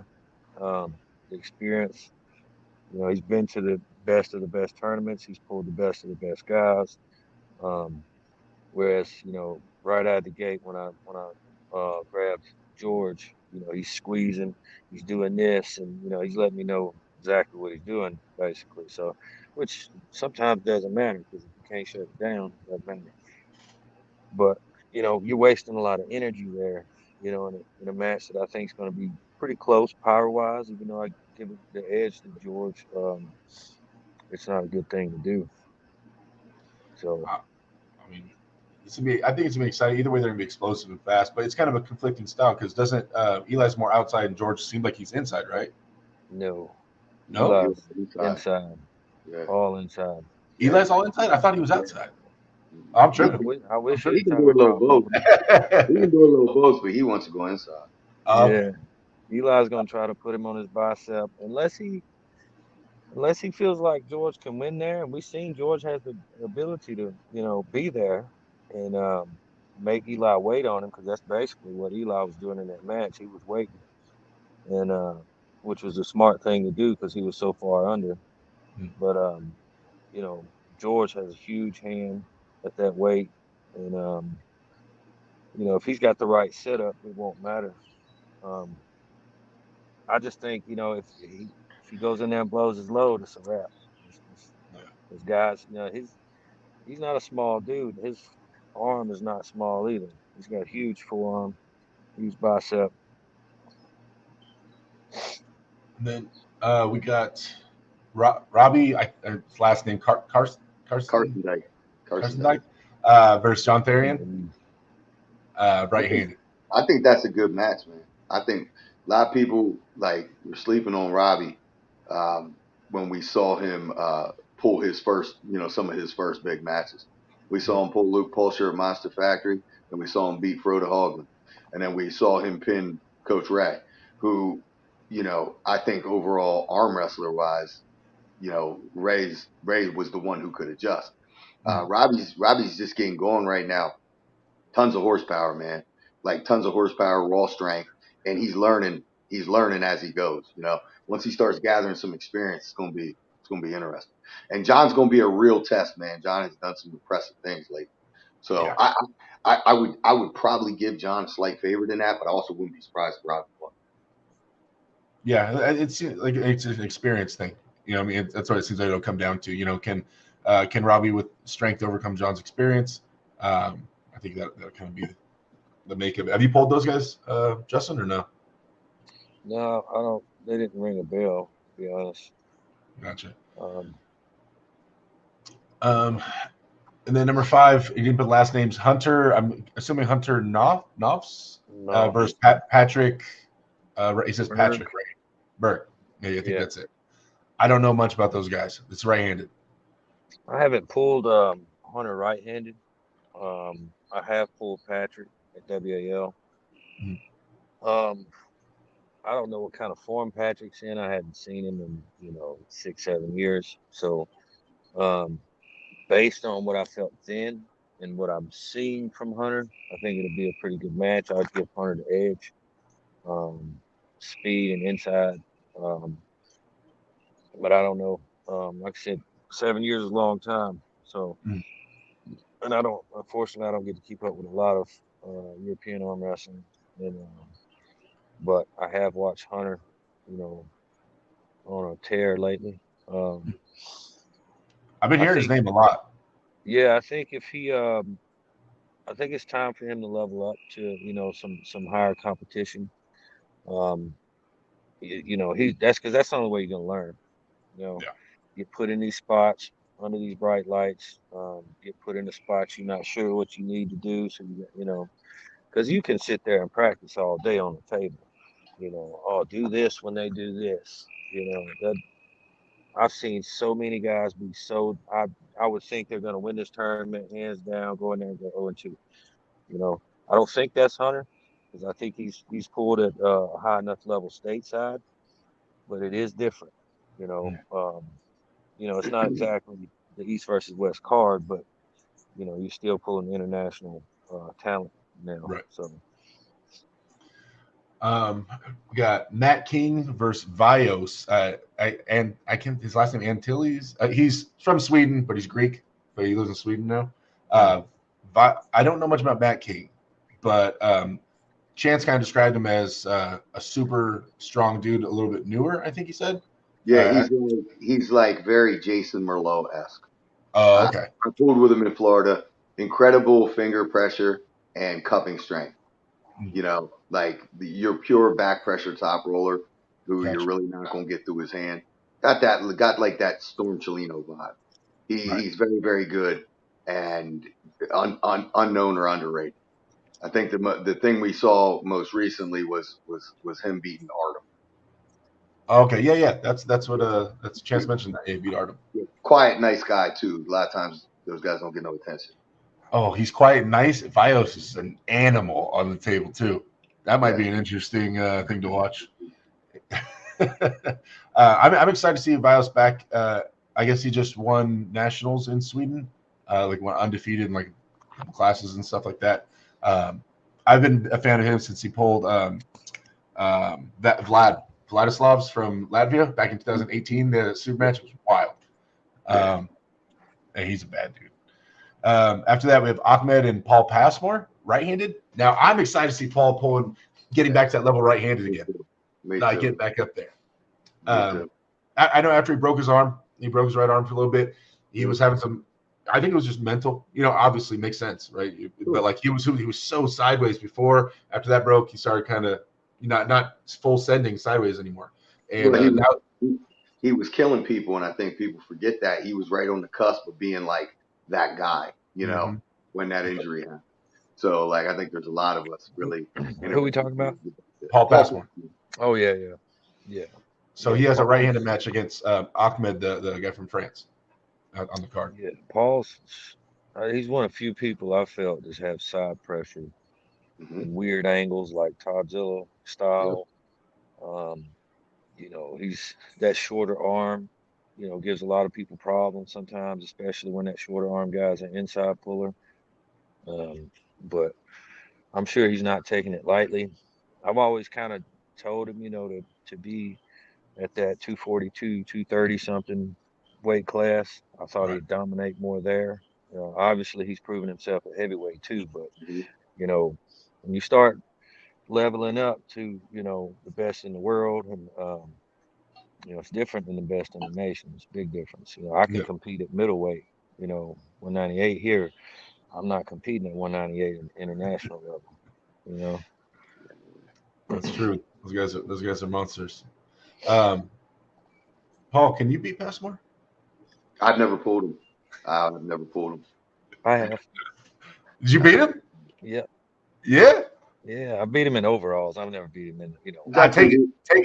Justin beat him when Paul was like 19. He first started on Paul's older than me.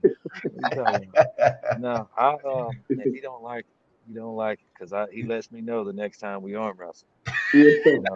So I promise you, I've taken my L's to him. So I'll never forget Bath too, but I will never forget losing to Sam Harrison in overall, like a couple years in. We'll talk about like demoralizing when you think you're getting better. He walks in at 154. It's the only thing that keeps you in those matches are two things. They had a long day, you had an easy day, and technique, and getting away with certain stuff. So if you're up there with a guy who's got a high IQ at the table, it's always dangerous. I don't care what size he is. I've lost some overalls in the past to some guys, and it's been like 10 years, and they still message me on a yearly annual thing about that match. At that one time they beat me in those overalls. They never. Didn't Jamie beat you one time? No, Jamie never got me in overalls. I made sure of it. It's too close. I lost to my buddy AJ Warren out here. I don't know if you guys remember AJ Warren. He beat me at one time in overalls. Yeah, I'll never forget that, man. I remember losing it. I remember Sam posting this picture with his two like hammers or whatever from like winning the overalls. He won the overalls both right and left. It was a small tournament, track league tournament. But I went and talked to him. I was so new. Right afterwards, I was like, dude, what is going on? And he sat with me for 5 minutes and explained to me his setup and what he did to me, and it was like light bulbs going on. And since then, I've been like that. I can absorb things from Sam better than everybody else. And Yeah. he showed me everything, and he was like, "Look, do this, and I'll never beat you again." It was Some like that next sometimes it level shit. takes those guys who can explain it, because I've Mhm. had guys tell me stuff it didn't register till years later. Yep. One of the best pieces of advice I ever got was from James Rodriguez at like 2 o'clock in the morning on the table after so I think it was 154 Super Series or something, like 2012. He was showing me how to low hand top roll, Hmm. right? And he does it slightly different than I do it, but it didn't register for like 5 years later, what he was talking about. Mhm.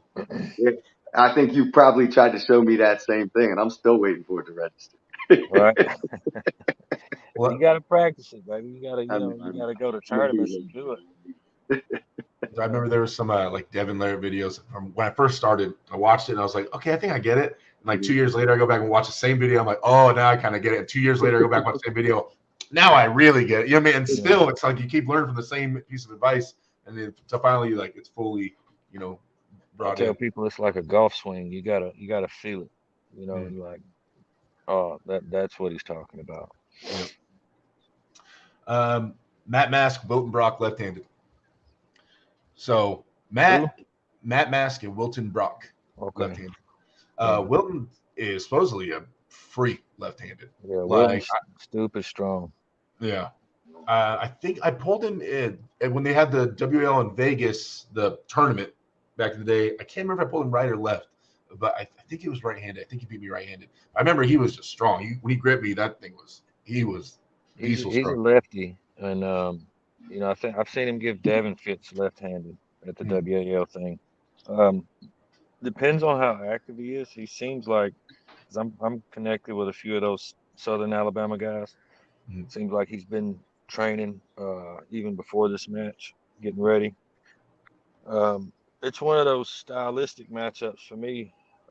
It's going to go one way or the other. I think.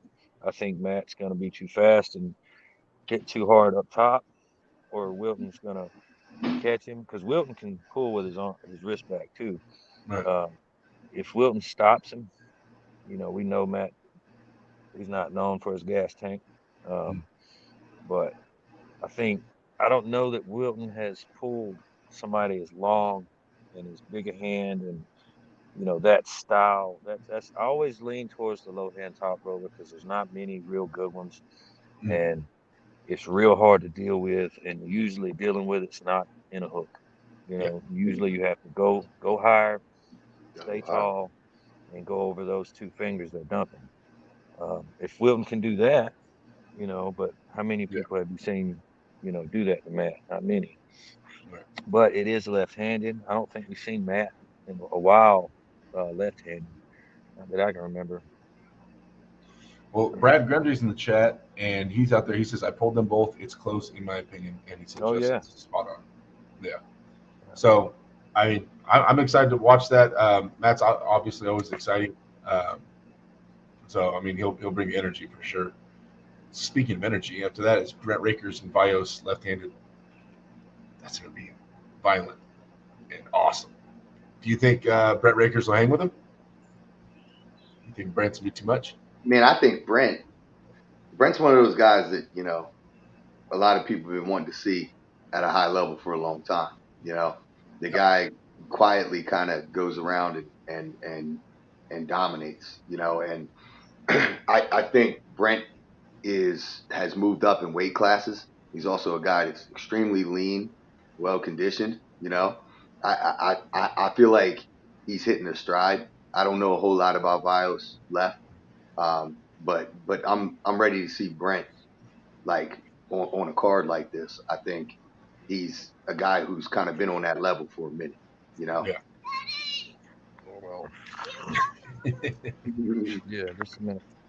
um, after Yeah, that, Robbie Russell. Russell versus it's Gabriel, and I can't think of the last name. Do you know anything about Gabriel? Where's he from? Oh man, I forget is he this. is he Swedish? I feel like chance to get all Swedish people.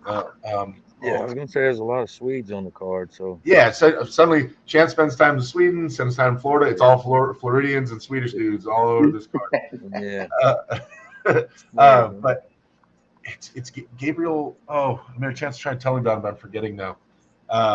But Robbie Russell, is that your boy Justin or no? Are you guys still near each Yeah, other? he's in Tennessee. Yeah, Oh, we pulled several tournaments together.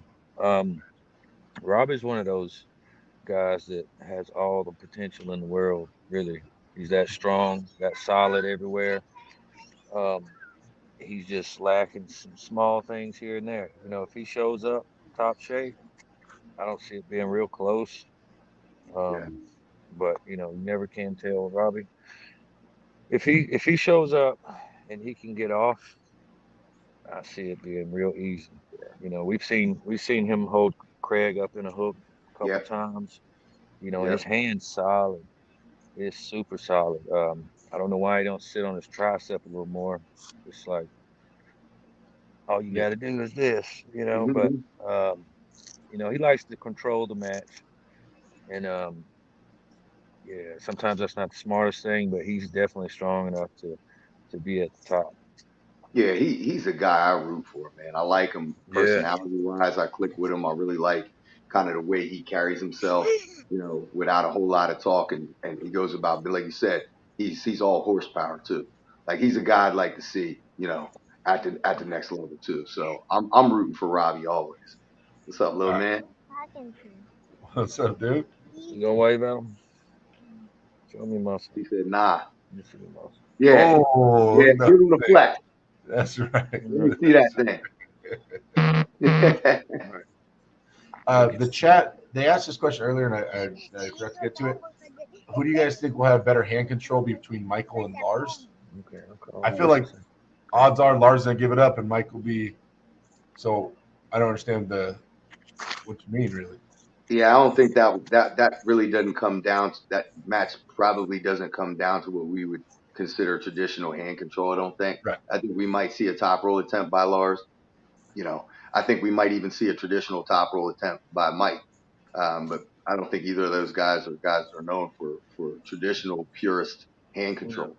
You're I gonna think, see a flop wrist versus a king's move, and then Yeah. Lars yeah, is gonna wear out and he's gonna and we shoulder could see roll. Michael flopping or shoulder rolling too. It might be a race to give away your hand. You know. You know, and Yeah. Mike in the last couple of matches, and he looked much better this past match. But to me, Mike's hand and rotation hasn't been there. And I've practiced with Michael, a couple times.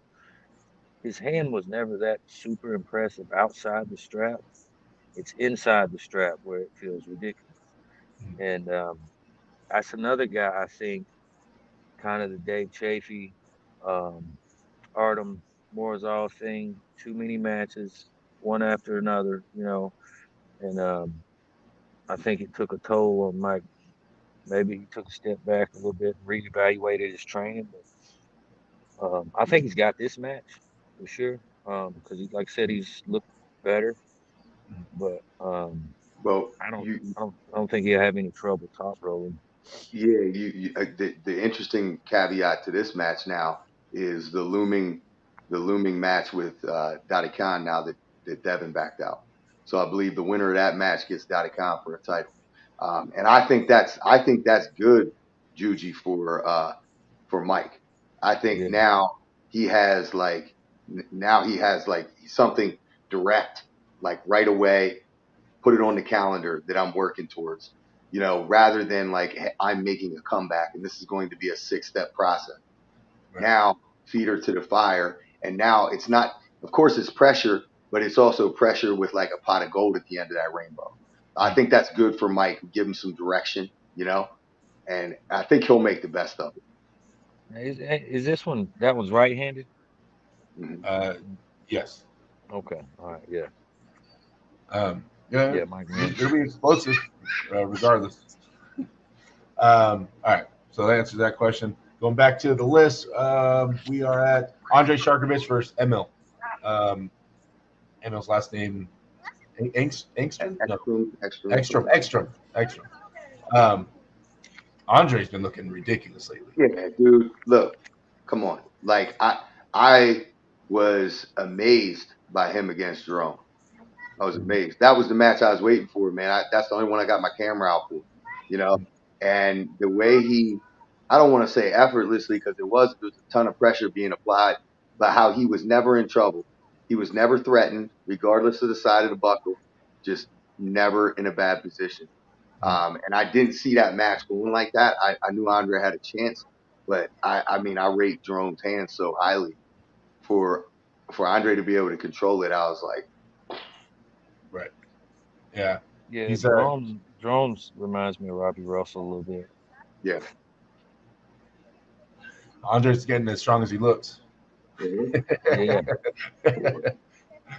And then, but Emil's no slouch, dude. No, I know. mean, that guy's legit. He's Mhm. number 2 in Sweden, I think. Mhm. I don't know which hand though. But this, left, is, isn't it? yeah. So this has the makings to be a ridiculous match. Mhm.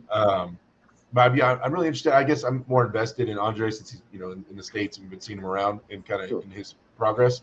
But I've talked to Emil before and I've been watching videos on him. Like I think I can't predict who's going to win by any means. I'm excited to watch it. After that, Auden Larrett and James English right-handed. Yep. All That's right. the main event, right? There's 2 more matches listed after that in the way the order Chance sent it to me. Okay, so James is practicing out here. I'm seeing James every at least once a month. I have been for the last couple months because we have this big joint practice in Southern California. Mhm. It is strong. Now, I'm not doubting that Auden will be a better arm wrestler than James, but is James? I am of the opinion that James is stronger than Auden. Now, will that mean enough? Is he strong enough where the skill gap will come into play or won't come into play? I'm not sure. Auden's getting bigger and bigger. He's young. He's growing fast. Getting bigger and stronger. But man, James is no slouch at all. At all. People, if anybody's thinking he's just a bodybuilder getting into this, he's been crushing it. He's been training his ass off of this. So, it's really hard for me to call at this point. It's just I definitely think it's strong, dude. It's a schoolboy versus Leonidas match potentially. In a sense. I mean, experienced guy who's been around for a while and have gone around with a big name versus another guy with a big name who's kind of bodybuilding background, getting into arm wrestling, and can he pull it off? Yeah, I'm not qualified to really break that one down. I would like to see it to be. I would like seeing it like as a contested match, though. Maybe one that goes back and forth. Right. That's what I'm hoping for. Yeah. What do you think about that match, Auden and James English? Justin, you got any thoughts on it? I really don't know James English. I've seen arm wrestle a couple times. He looks very technical. As a better technician. Normally, Linn was, to me, technique is, obviously we're in a strength sport, but Right. in a sport where most guys are pretty strong. So I lean towards technique because technique's taking me further than strength. Understanding how to play take you farther than your strength. And when you level both of them up, You're breaking up kind of. It's hard to tell a little bit. It went bad again. Went back on the Wi-Fi. We only got 2 more matches, guys. So we're gonna wrap this up. We're coming up on 2 hours. So we'll wrap this up. Next week when we get back in this, we'll way more on East versus West coming up because we finally got over King of the Table and the Challenger Series. We'll finish that right now. And then next week we'll hang out more on the East versus West match coming up or card coming up. Cody Merritt, Eric Fahlgren, left-handed. So Eric Fahlgren is basically a Swedish version of me, build-wise, right? This dude is huge, like blonde beard, blonde hair, but is an absolute unit left-handed. Like So this dude, he's the guy that when he tear Gennadi's bicep or broke his arm, tore his bicep. Yeah, at WAF. That was Eric Fahlgren. They slammed him to a hook, and Gennadi couldn't pull through him. And he hooks. The big guy that traditionally a lot of shoulder commitment sideways against Cody, right? Cody, WAF champ, and what shape is Cody in? I think that's the biggest question always is how healthy is Cody feeling? Obviously, he has the experience, and the accolades are ridiculous.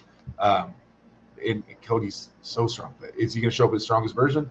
Like Cody, he's not confusing, but it's just like, man, this dude's pulling with broken arms during a match. Like he's like Cody's just always jacked up, man. Like where is he? Is he show up at 100%? I don't know. Eric is such a big dude, though. That's a lot. Have you seen Eric Falgren pull, Justin? No, but I've seen Cody several times. He's no small guy. Yeah. Going with him, I don't even have to see the other guy. There we go. Oh yeah, definitely Cody's corner 100%. I mean, actually, I'll be commentating, so I'll be pretty unbiased. But I'm not commentating. Team West, of course. Right. But yeah, I just have a lot of respect for Eric. I mean, that dude is serious. I think when a lot of people see pictures and videos of him, they're like, "Oh, Jesus, this dude! He literally is just me with long Swedish version." So he's huge. He's a big dude. And the last match on the card, Matt Mask and Brad Grundy right-handed. I have to say that Matt Mask is probably top 2 in the world right now, strongest dude ever. It's the only reason he was able to beat me, so he's definitely going to walk over Brad. No chance, Brad. Sorry. There's no chance. I got to make myself feel good about losing to Matt. Come on. Right. I need Matt to crush Brad. Now, I'm cheering for Brad, but I need Matt to crush Brad to make me look better. Right? So that's what I need. The question is, who wins between you and Brad? Oh, man. I don't know. I mean, he has to get through Matt first. Okay. I don't know. Brad's super strong, man. I have no idea. The thing is, I never considered Brad like a super heavyweight. I always thinking he's down like a heavyweight with like Pablo and those guys. You know what I mean? Like in my mind, I don't know. I just never considered. Same thing with Matt. They're heavyweights. So I don't usually think about those guys, too much in terms of like who I'd compete against. Well, every time I talk to Brad, he's telling me he's going to 242 or almost at 242, and then he's competing at whatever he is, So I don't know. Have we ever? I mean, I know Brad's ever really gotten to it. He's always told me he's on his way there and everything, but I don't know. I think he might wind up. Look, he keeps winning at that weight too, And I've doubted him. I told him like when he was prepping for the Pablo match, like I was pretty clear. I thought his odds were not great, and I thought he had to make the match ugly and drag him into deep water. And the way he was able to win, and like the adjustments, the patience, the decisions, is just super impressive. And like he's one of those dudes where a lot of times he'll like the past few matches he's had, I've kind of questioned his chances, and I've been proven wrong so many times now that I just refuse to do it again. Like I think the guy is like the future almost of like our heavyweight / super heavyweights over here, because he's another one who's so young. He's such a student of the game. He has adjustments. He's got a great hand. He's got power to go with it. Like, and he bleeds arm wrestling. Obviously I love Matt, you know what I mean? I never want to see Matt lose. So for me, this is a tough one. This is a tough one to really predict. But like Justin said about the low hand top rope, and picking your way through it and finding where you can expose it. I think Brad will know how to do that or be able to toy with the lanes needed to beat Matt there. The real question is will he have the horsepower to control or the index pressure needed to do it? Right. I don't think he's going to be out arm wrestled though. Well, the tricky thing to do with Matt is that Matt's really explosive. I mean, for me, I'm a big slow guy. But I've also never seen Brad exude a ton of speed from what I've seen, right? Not the fastest guy I've ever seen. And Matt is explosive and gets real tall and backwardsy. So my plan was high inside. That was the initial plan. But by the time I even initiated that, my arm was already out here. And I can't get the up pressure from out there to climb because he was so explosive backwards. So for me, that ended up being a problem. The explosiveness threw me way off. They went in the right spots. I thought I was going to go, but I thought I'd be somewhere sooner than where I was. And all of a sudden, I was spread out. So I'm interested to see how he'll be able to deal with the explosivity of Matt Mask. I mean, you haven't seen too many guys top rope Matt. So, most of the guys that beat him that are, real strong cupping, real strong side pressure. I think I've seen him get beat with a quick shoulder roll before, which I think I've seen Brad do. So, Yeah, I mean, Jordan Sonev got the hook on Matt. What Saunders hooked him. I think back in the day, did Devin hook him at WL? I think No. he top rolled him He- eventually. he- yeah, Who, Matt? yeah, I get Matt. Just trying to think of like He recent did. times. He did hook him to 1 year. I don't know if Yeah, it was right or left, but he sat forward with his wrist flat long enough until Matt's pronation died. It wasn't a right. Yeah, cleanup. He didn't do it easily. He had to wait. yeah, He was you right got to on the have cusp. that long arm, real Mhm. strong cup. Frank Lambrelli was able to post out there and You get it lay on out. your tricep. Lay on your tricep. Go up, but never relinquish the That's how you top. beat that low hand. Yeah. Yeah. Either way, That's the excited to easiest see way. it. Brad is the future. I really do think that. I think he's moving forward, and it's awesome to see. And he can choose heavyweight or super heavyweight if he wants to. It's like my boy Mike. You guys see my boy Mega Mike after his recent match? My Yeah, teammate. dude. What a weirdo, man. And like I messaged him right after that, dude. I was like, and then I guess they did pull the fourth match in the straps Yeah. because at first, like after he got that first win hanging on to his thumb, and then he got the second one, I was like, oh no, we're not going to be able to see anything. You know what I mean? And then the But like, third. wow, wow.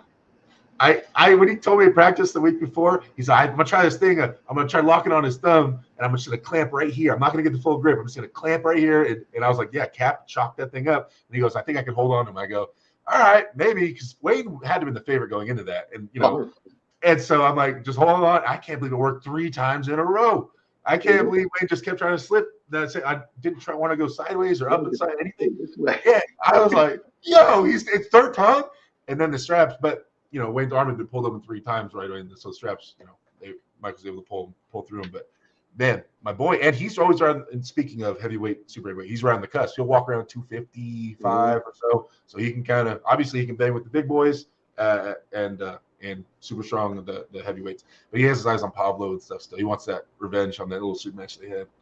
So anyway, guys, 551 for me. Yeah, we gotta wrap up. Hey, Derek, just a couple of things. Like I know we were wanting to get to East versus West 13 and a couple other topics after that. Like you said, let's hit that next time. But just want to echo the like we got some stuff coming up. King of the Table, make sure you get that. Challenger Series, get that. Afterwards, we got 13, get that. Then 14 in August in Orlando. It's going to be a huge and very important Team pivotal West, moment. baby. Yes, sir. and just to keep in mind, guys, I know the information is still being released, but we will be holding a tournament the night before. So if you want to come and see the arm wrestling, we thought it would be a good idea to also provide an opportunity for you yourselves to compete because we know the fans or most of us are arm wrestlers anyway. So now you get the opportunity to compete if you choose to. Amateur classes, pro classes, all that good stuff. We'll have all the classes there. Planning on doing some maybe some special stuff too. We'll make it a qualifier as well, obviously. And then you'll get the opportunity to pull in front of everybody. And it'll most likely be the actual official East versus West referees. And I think Engen's planning something to have the actual competitors hand out the awards potentially after the event. So we got some cool stuff going on. And I think it's a step in the right direction for really bringing that East versus West brand to everybody to have an opportunity to participate, not just be there for experiencing a great show. So we'll have more details on this stuff moving forward. I'm super excited about it. So I just want to cover that before we end it. Yeah. Also, moderators, if you guys could, I see Benji over there plugging the eastversuswest.com website and the challengerseries.com. Thank you. And the pay-per-view links. Thank you, Benji. Also, can you share Paul and Justin's YouTube channels? A little bit of shameless self-promotion. Hey, no, that's how you get matches, Paul. You got to be famous, man. Yeah, right. And mine too. Yeah. Did you see that? Did you see that? I got roped into doing some corny videos. You see that? If you want to see a really corny video where I look really stupid, that would be the I only like reason that to go to my outfit. YouTube channel. It made me think of Pee Wee Herman. Now I'm going to check it out. I'm going to go check it out. You know who messaged me about it and was like loved it and wanted to was like, man, I want to do something like that. The last person you would ever think, Storm Chelino. Storm's like, that was awesome. I want to do something. Yeah, he's into that corny stuff. Like that video him and Devin made was so lame.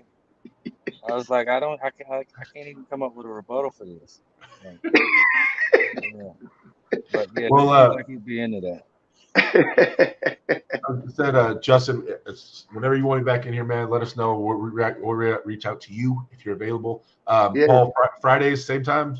I don't know, Fridays, Thursdays, whatever. Let's figure it out. I mean, we're working off of. We'll get an established time.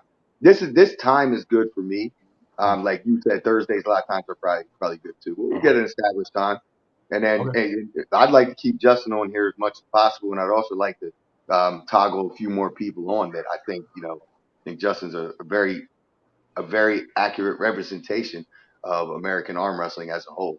Um, Oh, you so sweet. Because he's from Alabama. It's because he's from Alabama. I got you. I don't even like it. I don't know why I said It's the accent. The ladies love it. Right. All right, And I guys. Well, we're messaged gonna wrap this Dean. I up. was trying to see if I could say something about the match, but he never let me know. So maybe next time. Well, yeah, say I got a big announcement too about matches, but I couldn't say it either. So I'm with you on that one. Waiting to go public with it. But we're gonna wrap this up, guys. Thank you for watching. We will promote next time when the podcast will be next week. We'll let everybody on YouTube know. It'll be on the same channel. And thank you guys for hanging out with me. Thank you everybody in the chat. And talk to you guys later. Appreciate you, bro. See y'all.